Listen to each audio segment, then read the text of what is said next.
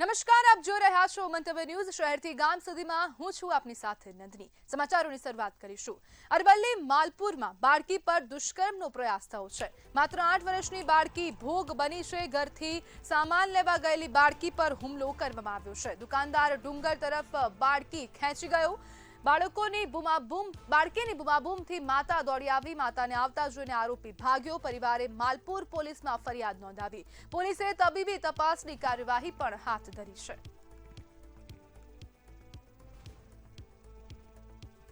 ત્યારે બાળકીની બૂમાબૂમથી માતા દોડી આવી હતી। હવે માતાને આવતા જોઈ આરોપી પણ ત્યાંથી ભાગી ગયો છે। આ સમગ્ર ઘટના સામે આવી રહી છે। માલપુર પોલીસ સ્ટેશનમાં ક્યાંક ને ક્યાંક ફરિયાદ દાખલ કરવામાં આવી। અરવલ્લી જિલ્લા પોલીસમાં ફરિયાદ થઈ છે। પરિવારે માલપુર પોલીસમાં ફરિયાદ નોંધાવી છે। પોલીસે તબીબી તપાસની કાર્યવાહી પણ હાથ ધરી। સમગ્ર મામલે પોલીસ દ્વારા વધુ તપાસ હાથ ધરવામાં આવી રહી છે। આરોપીને પકડવાની તજવીજ પણ હાથ ધરવામાં આવી।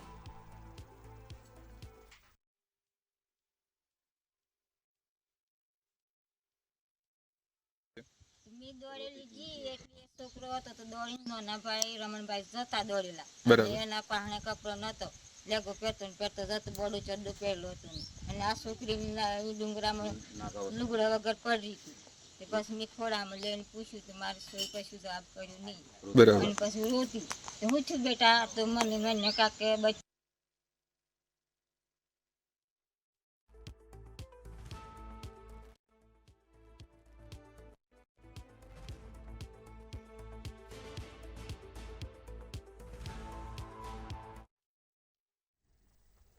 તો અરવલ્લી ખાતેથી સમાચાર સામે આવી રહ્યા છે। ડાભા બ્રિજ પર જાહેરનામાનો ભંગ થયો। ભારે વાહનો માટે બેરિયર તોડી નાખવામાં આવ્યા। અસામાજિક તત્વો સામે આક્ષેપ છે। બ્રિજની નબળી હાલતને પગલે પ્રતિબંધ હતું। કલેક્ટરે ભારે વાહનો પર પ્રતિબંધ મૂક્યો હતો। જાહેરનામાનો ભંગ કરનારની સામે કાર્યવાહીની માંગ ઉઠી।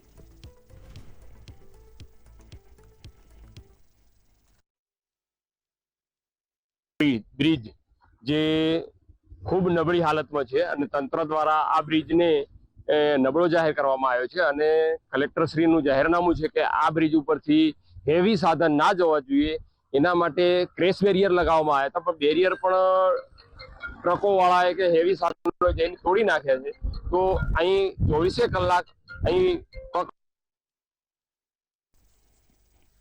તો અમદાવાદ ખાતેથી સમાચાર સામે આવી રહ્યા છે। મક્તમપુરા વોર્ડમાં કોર્પોરેટર સાથે બબાલ થઈ છે। સ્થાનિક ભાજપ નેતા પર ધમકીનો આક્ષેપ। હાજીભાઈને મારી નાખવાની ધમકી આપવામાં આવી। સ્થાનિક પ્રશ્નએ ખોટી રજૂઆતનો આક્ષેપ છે।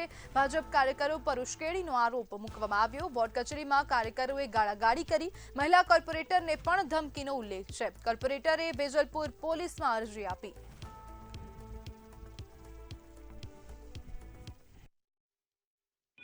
છેલ્લા ઘણા સમયથી ઇલેક્શનમાં લોકો હારી ગયા, ભારતીય જનતા પાર્ટીના લોકો એ હતાશ થયેલા લોકો અવારનવાર મારા પર હુમલા કરે છે અને કરાવે છે।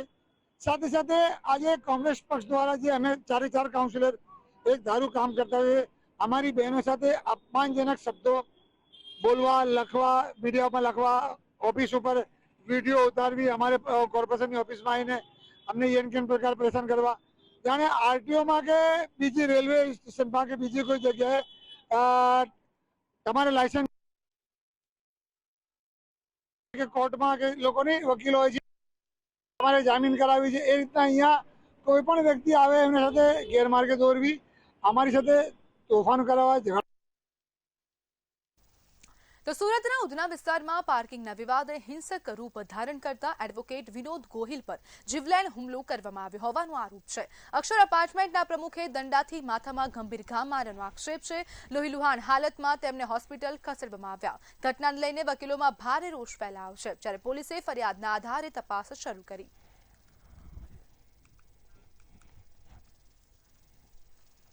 તો ભરૂચ જિલ્લાના ઝઘડિયામાં ગુજરાત હાઈકોર્ટના નવા પરિપત્રની સામે વકીલોમાં ભારે રોષ જોવા મળી રહ્યો છે। A4 સાઇઝના પેપર અને નિર્ધારિત ફોન્ટ ફરજિયાત બનાવવાના નિર્ણયના વિરોધમાં બાર એસોસિએશનના વકીલોએ કોર્ટ કાર્યવાહીનો બહિષ્કાર કરી પરિપત્રની હોળી કરી હતી। નિયમોમાં સુધારા નહીં થાય ત્યાં સુધી હડતાલ ચાલુ રાખવાની ચીમકી ઉચ્ચારવામાં આવી। 2026 15/4/26 ના રોજ જાહેર કરવામાં આવ્યો છે। તે પરિપત્રમાં સરકાર આપણા ગુજરાત હાઈકોર્ટ શ્રીએ A4 સાઇઝના પેપર રાખી અને મુદત અરજી, જામીન અરજી, કોર્ટમાં જે દાવા અરજી જે કંઈ દાખલ કરવામાં આવે તે તમામ કાગળો A4 સાઇઝના વાપરવા અને તેમાં જે ફ્રન્ટ વાપરે તે પણ જે લોહિતના રાખવામાં આવેલા છે તેનો ઝઘડિયા વકીલ મંડળ તથા ગુજરાતના તમામ બાર એસોસિએશનો સખત વિરોધ કરે છે. અને ગુજરાત નામદાર હાઈકોર્ટ દ્વારા જે પરિપત્ર બહાર પાડવામાં આવેલો છે તેમાં ફ્રન્ટ A4 સાઇઝ અને વકીલોને અને પક્ષકારોને જે મુદત અરજી ને એ બધામાં જે પક્ષકારો નુકસાન થાય છે તે માટે બધા વકીલ મંડળે આજે વિરોધ કર્યો છે. તો સુરત સાયબર ક્રાઇમને મોટી સફળતા મળી છે, જેમાં એપીકે ફ્રોડ અને મની મ્યુલ નેટવર્કમાં સંડોવાયેલા ઝારખંડના 2 ભાગેડુ આરોપીઓ રૂપલાલ મંડળ અને મુકેશ કુમાર મંડળની ધરપકડ કરવામાં આવી. અજાણી એપીકે લિંક મોકલી મોબાઈલનો એક્સેસ મેળવી ઓટીપી અને બેંક ડિટેલ્સ ચોરીને ખાતામાંથી રકમ ટ્રાન્સફર કરી લેવામાં આવતી હતી. આ હાઈટેક ફ્રોડ કેસમાં સાયબર ક્રાઇમ સેલ દ્વારા અગાઉ પણ 2 આરોપીઓની ધરપકડ કરવામાં આવી ચૂકી છે.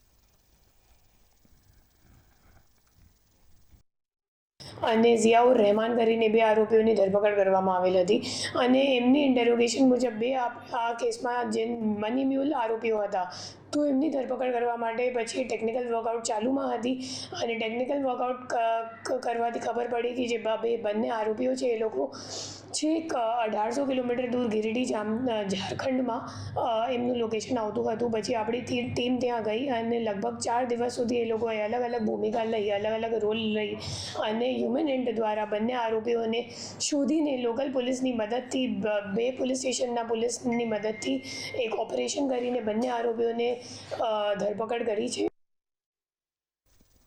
તો સુરત જિલ્લાના કોસંબામાં રહેણાંક વિસ્તારમાં ગેરકાયદેસર રીતે સંગ્રહ કરાયેલા 3400 લીટર શંકાસ્પદ જ્વલનશીલ પ્રવાહીનો જથ્થો પોલીસે ઝડપી પાડ્યો છે. બાતમીના આધારે ઈદગાહ ફળિયામાં દરોડા પાડતા સિમેન્ટની ટાંકી અને બોલેરો પિકઅપમાંથી પ્રવાહી મળી આવ્યું હતું. સ્થળ પરથી પંપ, પાઇપ અને પ્લાસ્ટિકની ટાંકીઓ સહિત કુલ ₹8.7 લાખનો મુદ્દામાલ જપ્ત કરવામાં આવ્યો. પોલીસે અકબર અફસર શેખ, રાઝિકા બાનુ શેખ અને સમીમ અફસર શેખ સામે ગુનો નોંધી વધુ તપાસ શરૂ કરી છે. મુખ્ય આરોપી સામે અગાઉ પણ આવા 4 ગુના નોંધાયેલા હોવાનું પોલીસ તપાસમાં સામે આવ્યું છે. કોસંબા પોલીસે સમગ્ર મામલે વધુ તપાસ હાથ ધરી છે. અંદર એક સિમેન્ટની ટાંકી બનાવેલી હતી ને એ ટાંકીની અંદર જ્વલનશીલ પદાર્થ છે અને એનો સંગ્રહ કરેલો હતો. એ ઉપરાંત પાછળની સાઈડ પણ એનું અન્ય મકાન આવેલું છે જ્યાં આના મધર રહે છે. ત્યાં પણ એક પિકઅપ ડાલું છે, એની અંદર પ્લાસ્ટિકની મોટી ટાંકી છે એની અંદર તથા એકાદ બેરલની અંદર પણ શંકાસ્પદ જ્વલનશીલ પદાર્થ મળી આવેલું છે. આ જગ્યાએ રેડ કરતા કુલ 3400 લીટર જેટલો જ્વલનશીલ પદાર્થનો જથ્થો મળી આવેલ છે, જેની કિંમત ₹3.5 લાખ ગણીને કબજે કરવામાં આવેલી છે. રાજકોટના જંગલેશ્વર ડિમોલિશન મામલે જનરલ બોર્ડમાં પ્રશ્નો બાદ નવો વિવાદ સામે આવ્યો. નગરસેવકે ડિમોલિશન પાછળ 4 કરોડથી વધુ ખર્ચ થયો હોવાનો દાવો કરી મનપા પર આંકડા છુપાવવાનો આક્ષેપ કર્યો, જ્યારે મનપાએ 2.75 કરોડની માહિતી આપી છે. આ મામલે તપાસ કમિટીની કામગીરી સામે પણ સવાલો ઉભા થયા અને સચિવ કક્ષાના અધિકારીના અધ્યક્ષ પદ હેઠળ તપાસની માંગ કરવામાં આવી.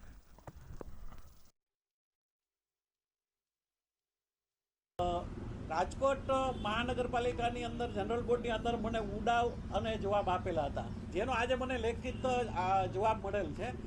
એની અંદર એ લોકોએ મને 2 કરોડથી ઉપરનું કંઈક બિલો એ લોકોએ બતાવ્યા છે કે આટલો ખર્ચો થયો. જ્યારે પ્રેસ મીડિયાથી જાણવા મળ્યું તો મને જે તે વખતે કે 4 કરોડથી વધુ ખર્ચો થયો છે.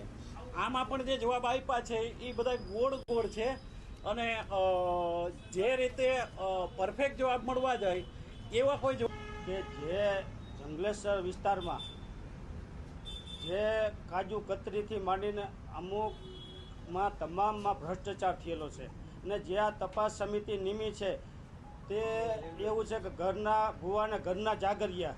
તો અમારી એક જ માંગ છે કે આવડા જેટલા તપાસ અધિકારી છે એને બદલે એને બધાને હટાવી અને ઉચ્ચ અધિકારી કે સીટની રચના કરે અને કોઈ નિવૃત્ત જજ દ્વારા તપાસ કરી અને જેટલા કૌભાંડમાં છે એને તમામને જેલ. તો રાજકોટ રેલવે પોલીસે ગોંડલમાં ટ્રેન નીચે ધક્કો મારી મહિલાની હત્યાના કેસનો ભેદ ઉકેલી પ્રેમી પ્રકાશ સોલંકીની ધરપકડ કરી છે. શરૂઆતમાં અકસ્માત માનવામાં આવેલી ઘટનામાં ફોરેન્સિક અને તપાસ દરમિયાન હત્યાનો ખુલાસો થયો. મૃતક 45 વર્ષીય મંજુલા બારૈયા છેલ્લા 2-3 વર્ષથી આરોપી સાથે પ્રેમ સંબંધમાં હતા અને લગ્ન માટે દબાણ કરતા હતા. પોલીસના જણાવ્યા મુજબ લગ્નના મુદ્દે વારંવાર થતા ઝઘડાથી કંટાળીને આરોપીએ ચાલતી ટ્રેન સામે મહિલાને ધક્કો મારી દીધો હતો. પોલીસે આરોપીની ધરપકડ કરી વધુ તપાસ શરૂ કરી છે.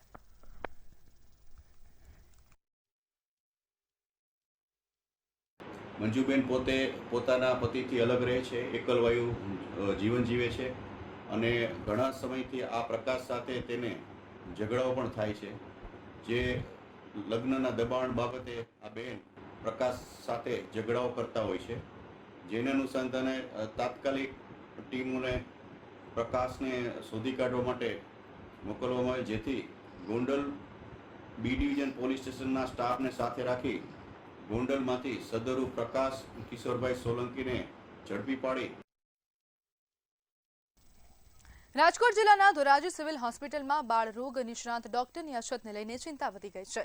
ચાંદીપુરા વાયરસના ભય વચ્ચે હોસ્પિટલમાં પીડિયાટ્રિશિયન ન હોવાથી પૂર્વ ધારાસભ્ય લલિત બસોયાએ આરોગ્ય મંત્રીને પત્ર લખી તાત્કાલિક નિમણૂકની માંગ કરી. બીજી તરફ હોસ્પિટલ તંત્રનું કહેવું છે કે બોન્ડેડ ડોક્ટરનો કાર્યકાળ પૂર્ણ થતા સરકારના આદેશથી તેમને મુક્ત કરવામાં આવ્યા છે અને નવી નિમણૂક માટે રજૂઆત મોકલવામાં આવી છે.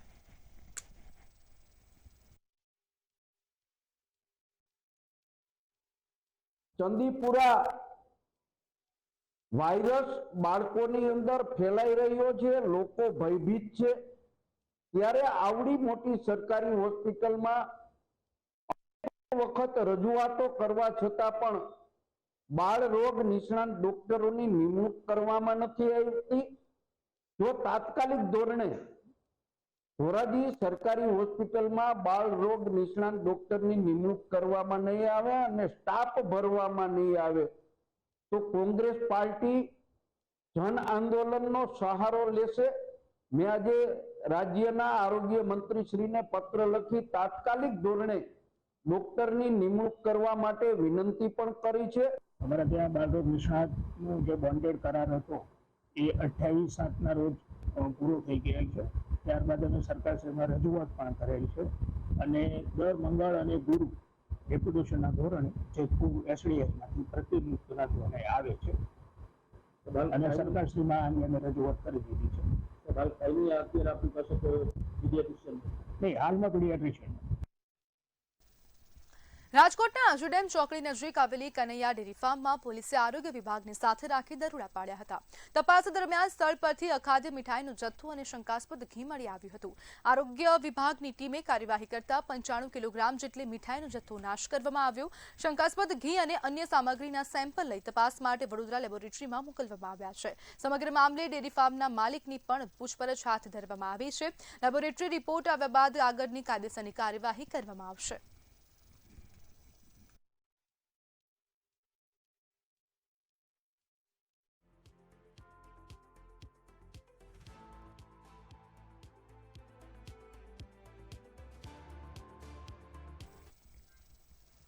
દેવભૂમિ દ્વારકા એસઓજીએ જામ કલ્યાણપુર તાલુકાના ચંદ્રાવાડા ગામમાં દરોડા પાડીને રહેણાંક મકાનમાંથી ગાંજાની ખેતીનો પર્દાફાશ કર્યો. પોલીસે 2 ગાંજાના છોડ અને સુકાયેલો ગાંજો મળીને કુલ 4.710 કિલો ગાંજો અને ₹2.35 લાખની કિંમતનો જથ્થો જપ્ત કર્યો છે. આરોપી વિજયભાઈ કાપડીની ધરપકડ કરી એનડીપીએસ એક્ટ હેઠળ ગુનો નોંધવામાં આવ્યો છે. વધુ તપાસ પણ હાથ ધરવામાં આવી.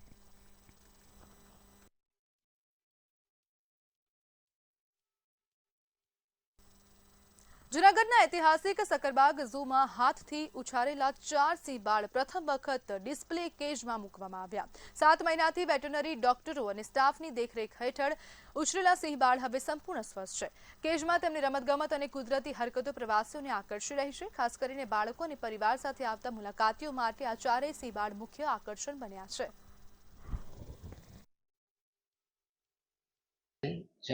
ઝૂમાં બંધન અવસ્થામાં જન્મ આપે તો ત્યારે ઘણીવાર સ્ટ્રેસ ફેક્ટર કે અનુભવ ઓછો હોય, કારણ કે આ બધા સોશિયલ એનિમલ છે, તો ઓછા અનુભવના કારણે બચ્ચાનું કેરિંગ બરાબર યોગ્ય રીતે ન થતું હોય અને ક્યારેક આપણને રિસ્ક લાગે કે બચ્ચા જીવી નહીં શકે તો પછી આપણે માતાથી એને વિખૂટા પાડી અને આપણે હેન્ડ રેઝ કરતા હોઈએ છીએ. એટલે અમારે જે રેસ્ક્યુ એન્ડ રિહેબિલિટેશન સેન્ટર છે, જે હોસ્પિટલ છે એનિમલ હોસ્પિટલ, એમાં આ બચ્ચાને લઈને આપણે હાથથી એને ઉછેરતા હોઈએ છીએ.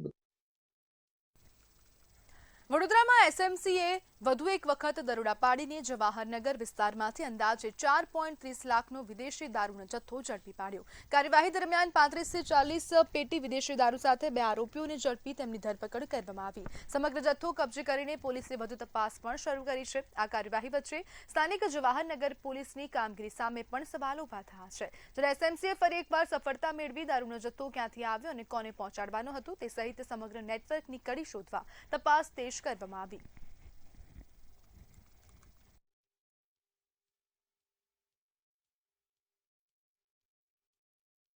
વડોદરા એલસીબીએ ઓપરેશન મિશન ક્લીન હેઠળ મોટી કાર્યવાહી કરી એમડી ડ્રગ્સ સાથે પતિ પત્નીની ધરપકડ કરી. હાલોલવાડા રોડ પરથી સ્કોર્પિયો કાર રોકી તપાસ કરતા મદસૌરના અયુબ ખાન પઠાણ અને તેની પત્ની નાઝમીન પાસેથી 1 કિલો 389 ગ્રામ એમડી ડ્રગ્સ મળી આવ્યું છે, જેની કિંમત ₹41.80 લાખ છે.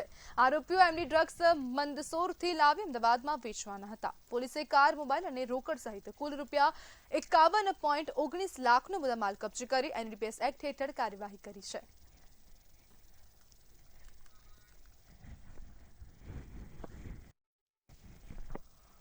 છોટાઉદેપુર જિલ્લાના સંખેડા તાલુકાના બહાદરપુરમાં ટાવરથી તલાવડી સુધીનો મુખ્ય માર્ગ છેલ્લા 2 વર્ષથી જર્જરિત હાલતમાં છે.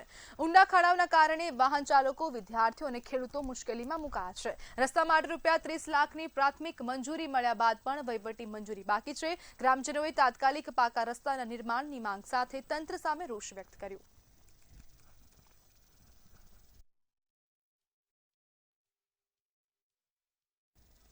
અમદાવાદના નરોડા વિસ્તારમાં ક્રિશ સ્પામાં કર્મચારી દશરથની હત્યા કેસમાં પોલીસે 4 આરોપીઓની ધરપકડ કરી છે.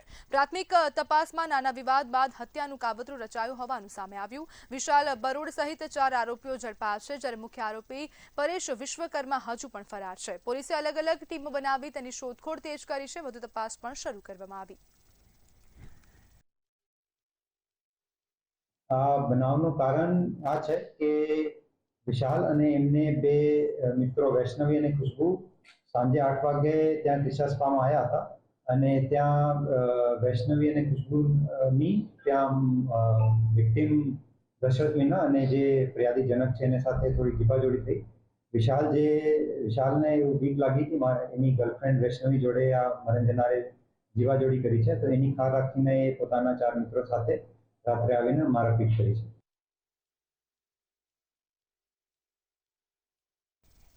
ધંધુકા તાલુકાના રતનપર ગામમાં ચોમાસા દરમિયાન સ્મશાન તરફ જતો રસ્તો કાદવ અને પાણીથી ભરાઈ જતા ગ્રામજનોએ અંતિમ યાત્રા પણ ભારે હાલાકી વચ્ચે કાઢવાની ફરજ પડી. ગામમાં સ્મશાનની પૂરતી સુવિધા ન હોવાથી અંતિમ ક્રિયા માટે પણ મુશ્કેલીઓ સર્જાઈ રહી છે. અનેક રજૂઆતો છતાં સમસ્યાનો ઉકેલ ન આવતા સ્થાનિકોમાં તંત્ર સામે ભારે રોષ જોવા મળી રહ્યો છે અને તાત્કાલિક રસ્તા તથા સ્મશાનની સુવિધા ઉપલબ્ધ કરાવવાની માંગ ઉઠી.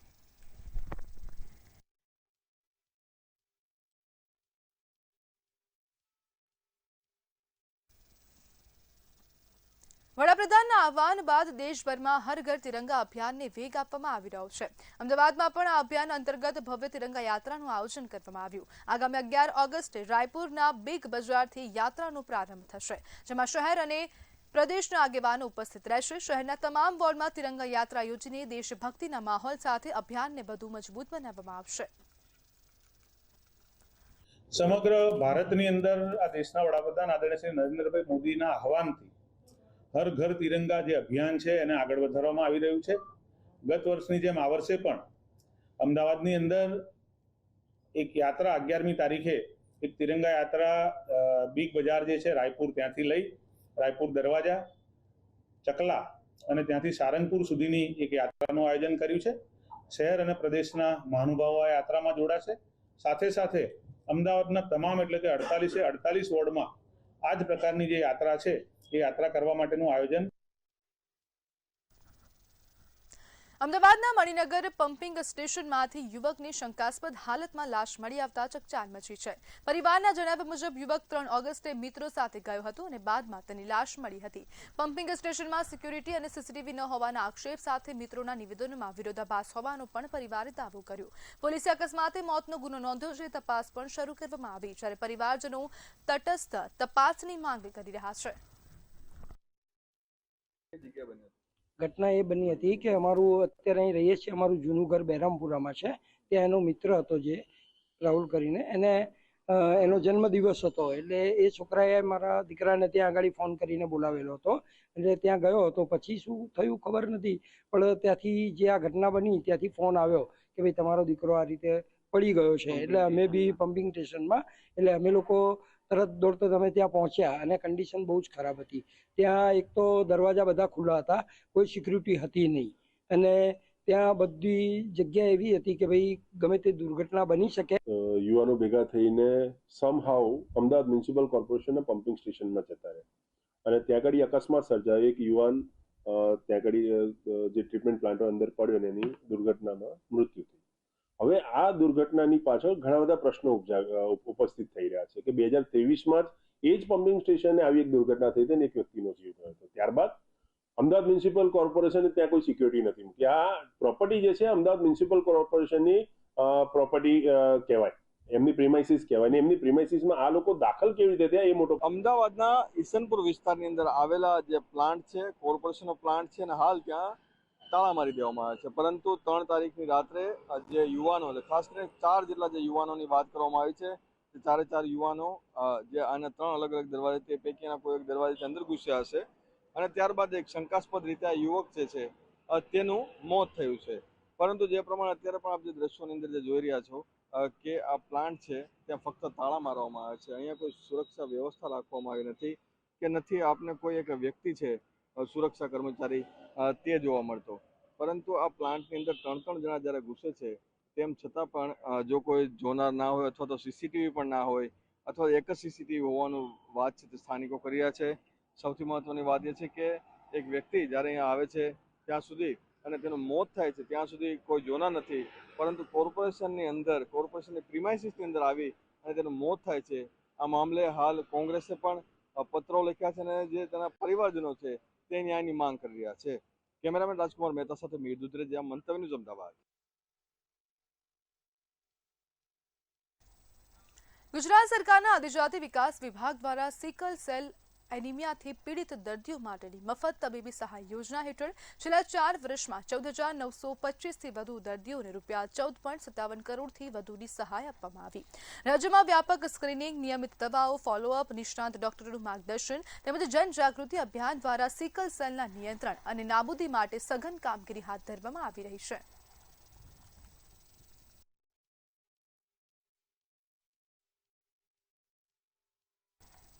હળવદના માયાપુર ગામના ખેડૂતોએ વરસાદી પાણીના નિકાલ મુદ્દે મામલતદારને આવેદનપત્રો આપી વિરોધ નોંધાવ્યો છે. ખેડૂતોના જણાવ્યા મુજબ નાળું બંધ કરી દેવાતા આશરે 2000 વીઘા જમીનમાં વર્ષોથી પાકને નુકસાન થઈ રહ્યું છે.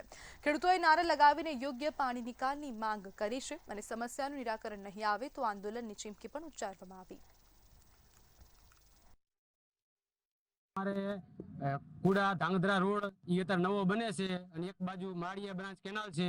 બેના ખોણા પાયે 2000 વીઘામાં પાણી ભરાય છે. અત્યારે હાલમાં 500 વીઘામાં તો પાણી ભરેલું જ છે. અને એક તો પેલા કેનાલ રહીને એમાં પાણી તો 30 વર્ષ કેટલા કેનાલ નીકળી એટલા સાઈડમાં જમે જ છે અને અત્યારે વરસાદનું પાણી બીજું ભર્યું છે. નર્મદા નિગમ જ્યારની નીકળી ત્યારથી પાણીનો પ્રશ્ન તો હતો જ, પણ જે રોડ ટીકર કુડા રોડ જે હતો એ ટીકર કુડા રોડ ઉપર જે નાનું હતું એ અત્યારે રોડ નીકળતો થોડોક વ્યવસ્થિત થયું હતું, પાણી નિકલ થયું અને અમારો રસ્તો બન્યો હતો, પણ આવારા તત્વો દ્વારા અમારું નાલું બંધ કરી દીધું છે. પછી તંત્ર દ્વારા અમે અહીંયા નર્મદા નિગમના સાહેબ મામલતદાર શ્રી અને રોડ R&B વિભાગને બોલાયા હતા અને પંચરોજ કામ પણ કરી ગયા છે, પણ અત્યાર સુધી 2 થી 3 દિવસ થયા પણ હજી કોઈ એક્શન લીધી નથી. કોઈ ઇન્ડિવિજ્યુઅલ વ્યક્તિ બંધ ન કરી શકે. અને 25 વર્ષથી આ કેનાલનો પ્રશ્ન છે. એક બાજુ ઇંગોરાળાનો રોડ, એક બાજુ કીડીવાળો રોડ. તો અમારી એક સાઈડમાં અમે મિયાણીનું પાણી લઈએ, ચાડધરા અમરાપરનું પાણી આવે, તો મયાપુર વાળા 25 વર્ષથી પાણી લે અને સામે 3 સાઈડ આડી છે. તો અમારી એક સાઈડમાંથી પાણી આવે, 3 સાઈડ આડી હોય તો પાણી મયાપુર વાળાનું ક્યાં જાય? તો એને નાલામાં ધૂળ નાખી, સામે ગામ વાળા અજીગઢના આવ્યા હોય કે જોગઢના આવ્યા હોય, એ આવીને પાણીમાં એને બંધ કરી દીધું. તો હવે મયાપુર વાળાનો પ્રશ્ન પાણી નિકાલનો છે અને અમે પાણીના નિકાલ માટે આખું ગામ આવ્યા હી.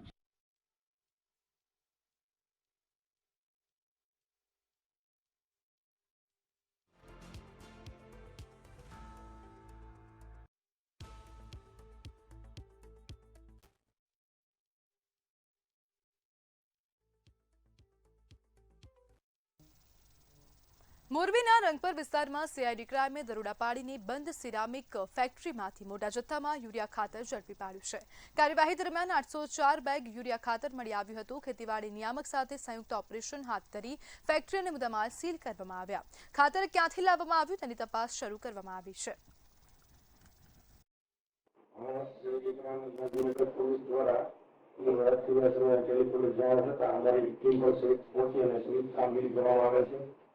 તેમાં આપણે જણાય કોઈ જરૂરી છે ભૂગોળ સિરામિક ફેક્ટરીના બંધ ફેક્ટરી પડે છે ત્યારે પાછળના ભાગમાં રંગપર ગામ ઇન્ડસ્ટ્રી વિસ્તાર છે જ્યાં રેઝિન બનાવવામાં આવતું હતું અને આ ટૂંકમાં પદ્ધતિ રેઝિન બનાવવાનું જણાવે છે.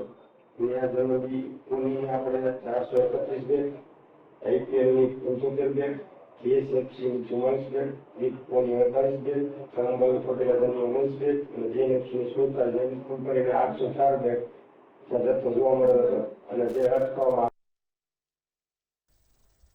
તો સમાચારમાં હાલ બસ આટલું જ. વધુ માહિતી માટે જોતા રહો મંતવ્ય ન્યૂઝ. નમસ્કાર.